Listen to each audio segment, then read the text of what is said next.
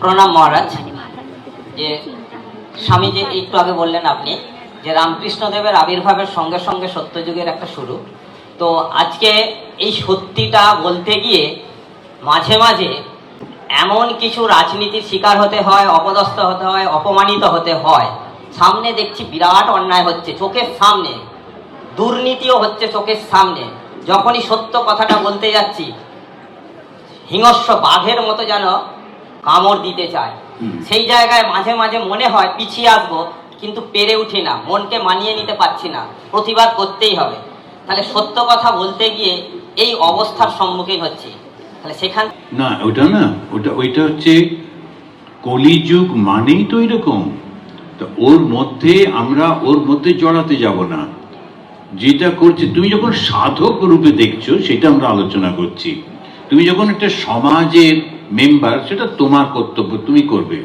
আমরা সন্ন্যাসী হিসেবে যেটা তোমাকে বলবো, সাধকের কি কর্তব্য সেটাই তো বলছিলাম। আমরা দেবতা হতে পারি কি? অবশ্যই পারি। তো দেবতা হতে গেলে এই গুণগুলো, কিন্তু চারপাশে ওটা তো তুমি দেখতে পাবে না। দেখলে তো এটা সুন্দর একটা সত্যযুগ হতো। এখন তো সত্যযুগ নয়, এটা তো কলিযুগ। চারপাশের লোকগুলো ওই রকমই হবে।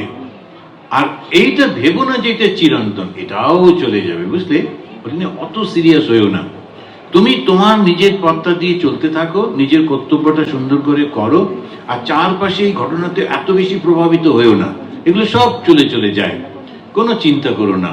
কোনোটাই পার্মানেন্ট নয়, সুতরাং কোনোটা চিন্তা করো না। আমাদের এত বছর জীবনের পর কত ঢেউ যে এলো, একটার পর একটা পলিটিক্যাল ঢেউ, নানান রকম সমস্ত কালচারাল, কিন্তু তুমি দেখবে ওটা সব চলে যাবে। সুতরাং ওটা নিয়ে ভেবো না। তোমার আজকে যে তুমি এই ধর্ম সম্মেলনে অবস্থান করছো, তুমি যে শিখছো, ওইটা ভালো করে শেখো, ওইটা ভালো করে করবো। সমাজের এইগুলো আসে যায় চলে যায়, ঠিকই হয়ে যাবে। ধন্যবাদ।